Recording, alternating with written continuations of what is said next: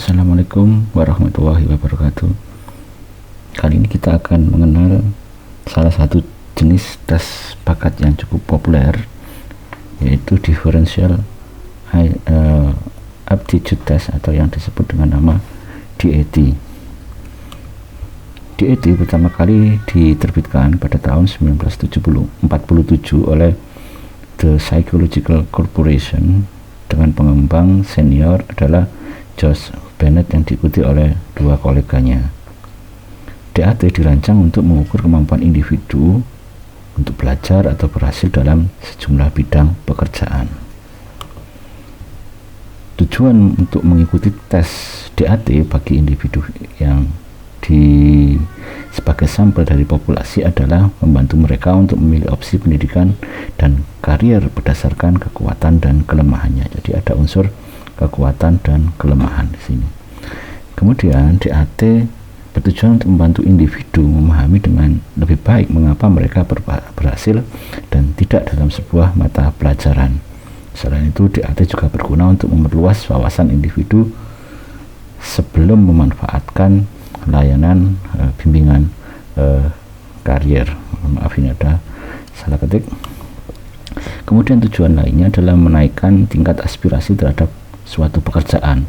Ketika orang tahu bahwa kemampuannya match dan aspirasinya juga match dengan suatu pekerjaan, maka akan lebih sukses di dalam pekerjaan tersebut.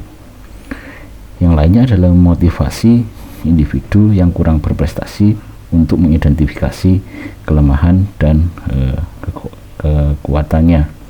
Yang selanjutnya adalah melengkapi data prestasi, karena prestasi aja tidak cukup, prestasi harus dibarengi dengan potensi untuk fasilitasi penerimaan ke pelatihan atau magang. Selanjutnya adalah memperluas pengetahuan mengenai gambaran kemampuan yang dibutuhkan untuk sukses dalam sebuah pekerjaan. Terlihat di sini bahwa tujuan DAT sebagian besar dikaitkan dengan kesuksesan dalam sebuah pekerjaan. Mengapa dinamakan diferensial? Hal ini dikarenakan pengembangnya ingin membuat sebuah serangkaian tes atau battery test yang unik yang mampu membedakan atau differentiate satu kemampuan dengan kemampuan yang lain. Namun demikian tetap memiliki keterkaitan yang sangat tinggi. Dari literatur pengembangan DAT, pengembang menetapkan korelasi antar subtes dari baterai DAT itu tidak melebihi korelasinya 0,6, sehingga misalkan ini korelasi antar dua tes, sehingga tidak lebih dari 36% varians dalam dua tes ini, tes 1 dan tes 2 itu bersinggungan atau beririsan. Konstruk dalam pengembangan tes DAT mereka menggunakan kriteria seperti ini. Setiap tes harus merupakan tes yang relatif independen, meskipun memiliki keterkaitan tapi keterkaitannya kecil. Reliabilitasnya tinggi, misalkan alfanya di atas 0,9. Kemudian tes harus mengukur sebuah kekuatan atau kemampuan, makanya dinamakan dengan ability. Dalam hal ini ability-nya adalah aptitude. Kemudian baterai harus memiliki sebuah profil, ada beberapa macam baterai gitu profilnya. Kemudian setiap norma harus memadai, sehingga N-nya harus besar. Dalam hal ini N DAT sangat besar pengembangannya.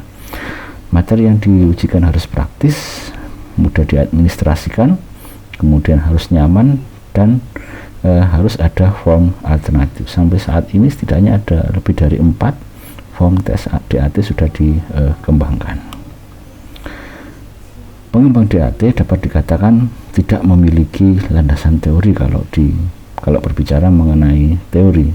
Hal ini karena pengembangannya lebih diarahkan pada keperluan secara praktis, yaitu membuat profil serta untuk memprediksi keberhasilan dalam suatu pekerjaan. Makanya mereka melakukan studi-studi kemampuan-kemampuan yang mendukung berhasilnya seseorang di pekerjaan secara spesifik. Beberapa peneliti kemudian mereview tes ini berdasarkan teori-teori yang ada. Salah satunya adalah teori CHC atau Carroll, Horn, dan Horn dan Carroll. Hasil dari uji mereka yang dilakukan, salah satu studi menunjukkan bahwa ada beberapa subtes yang sangat, misalkan ini adalah varians, ada beberapa subtes yang sangat mendukung varians dari apa yang mereka ukur di sini. 3 tes yang tertinggi sumbangannya adalah penggunaan bahasa, kemudian abstract reasoning, dan spasial atau figural. Secara spesifik, dari eksplorasi dengan menggunakan CHC ada 3 faktor yang dari CHC yang berkaitan dengan subtes DAT ini. Yang pertama adalah fluid reasoning, kemudian diikuti dengan crystallized intelligence, dan CV atau visual. Dari sini ini adalah beberapa tes-tes yang dipakai di dalam baterai DAT test. Fluid reasoning didukung oleh penalaran verbal, penalaran abstrak, dan numerical ability. Ini bisa menjadi cikal bakal dari mengapa tes-tes TPA atau inteligensi umum menggunakan ketiga modalitas ini, yaitu verbal, kemudian figural atau abstrak numerik, visual, verbal, figural, dan numerik. Sementara itu dari sisi GC ini lebih crystallized intelligence yang berkaitan dengan pengalaman individu, itu disumbang oleh lebih banyak dari faktor bahasa. Sedikit juga ada porsi verbal yang turut menyumbangkan di sini, sehingga tes verbal ini bisa mengungkap GC, bisa juga mengungkap GF, namun sumbangan terhadap GF lebih besar daripada GC. Ada vocab, spelling, dan penggunaan bahasa.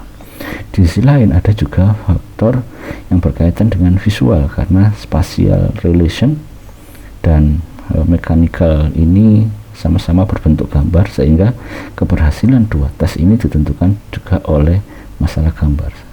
Demikian juga ada ini sumbangannya sedikit kecil dari tes berbentuk gambar yang mengukur akurasi.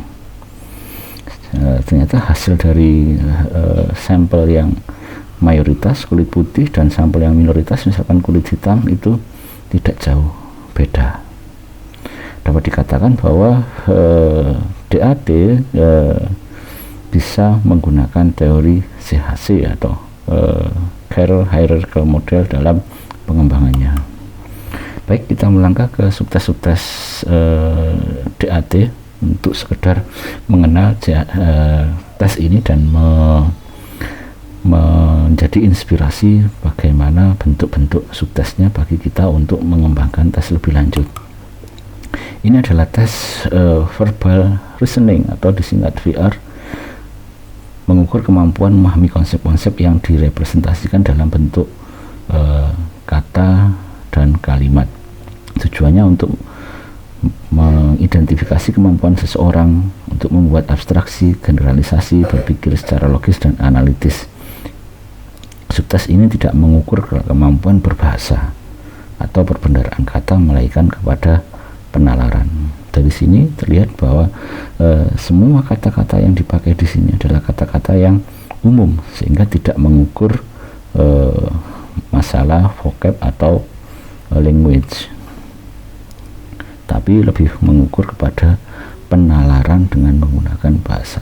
Penalarannya adalah penalaran induksi atau deduksi, sehingga 2 kata ini dapat dimasukkan ke dalam 2 titik ini. Kemudian selanjutnya adalah numerical ability. Di sini tertulis bukan numerical reasoning, jadi lebih kepada ability. Kalau reasoning adalah menangkap pola angka, misalkan bentuknya adalah deret 4, 8, 16, kemudian berapa. Nah, di sini DAT numerical ability lebih mengarah kepada komputasi. Di sini tertulis bahwa kemampuan seseorang untuk menyelesaikan masalah komputasi angka-angka. Subtes ini tidak banyak berkaitan dengan matematika, memang bukan komputasi yang sangat sulit, komputasi yang sangat sederhana. Sering disebut juga dengan arithmetical computation. Jadi orang-orang yang memiliki kemampuan berhitung yang cukup bagus memiliki numerical ability yang bagus meskipun mereka tidak belajar matematika.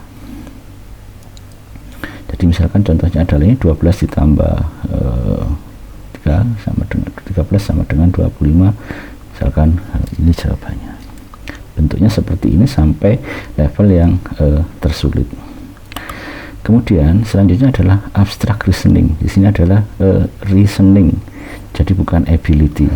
Jadi jika yang diukur adalah ability, jadi abstraksinya itu sangat-sangat tinggi.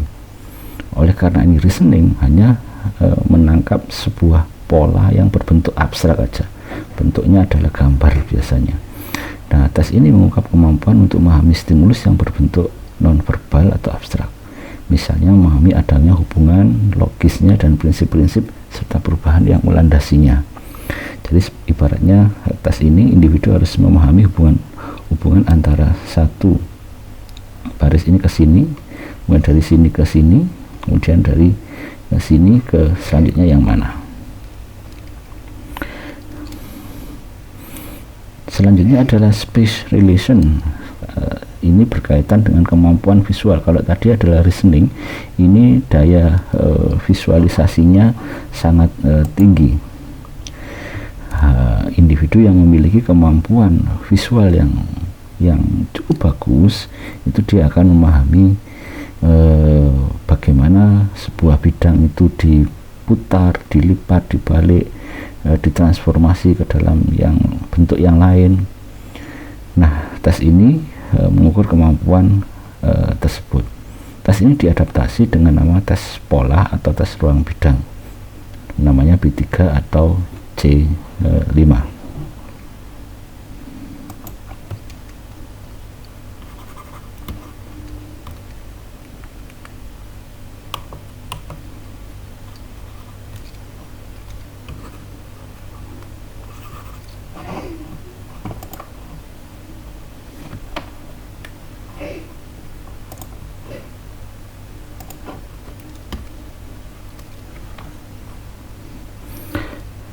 Selanjutnya adalah tes penalaran mekanik, bukan kemampuan pemahaman mekanik.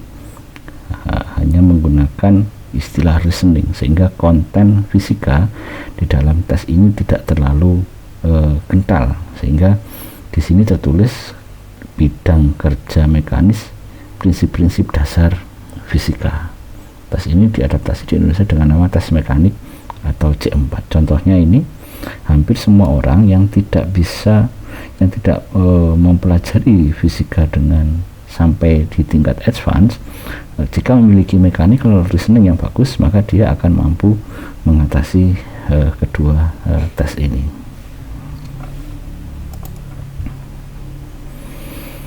Selanjutnya clerical speed dan accuracy. Tes ini mengukur kemampuan individu untuk membandingkan atau menandai sebuah kode dengan cepat dan akurat. Terlihat di sini kata kuncinya adalah cepat dan akurat.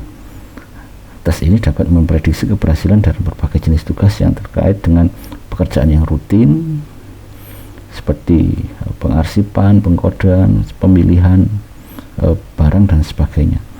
Di sini konten item tingkat kesulitannya diharapkan serendah mungkin karena fokus dari tes ini adalah kecepatan. Di sini dicontohkan peserta diperintahkan untuk menandai kombinasi yang digarisbawahi pada lembar jawaban yang terpisah. Jadi subjek harus menulis ini, menulis ini, menulis ini. Orang-orang yang memiliki speed yang cukup jelek itu mungkin akan sedikit salah dalam menulis di lembar jawaban. Bisa jadi B7 yang ditulis atau mungkin AB yang ditulis di lembar jawaban. Semakin tinggi kemampuan orang dalam CSA ini, semakin banyak jawaban yang tepat yang dihasilkan dalam tes ini. Selanjutnya, ini tes sudah masuk, ada unsur tadi, ada unsur GC-nya, ada unsur kemampuannya. Orang-orang yang memiliki spelling yang bagus maka akan bisa menghadapi tes ini dengan cepat. Jadi tes ini mengukur seberapa baik peserta dapat mengeja kata-kata yang umum. Kata-kata disajikan dalam format mencakup 3 kata, 1 yang salah, 3 yang benar. Selanjutnya adalah penggunaan bahasa. Ini sudah masuk ke area GC juga, Crystallized Intelligence juga. Jadi tes ini peserta harus memilih apakah satu bagian memiliki kesalahan dalam tanda baca, huruf besar, atau tata bahasa. Atau jika benar, mungkin dipilih adalah tidak ada, misalkan seperti itu. Jadi lebih terkait dengan kemampuan yang dipelajari sebelumnya.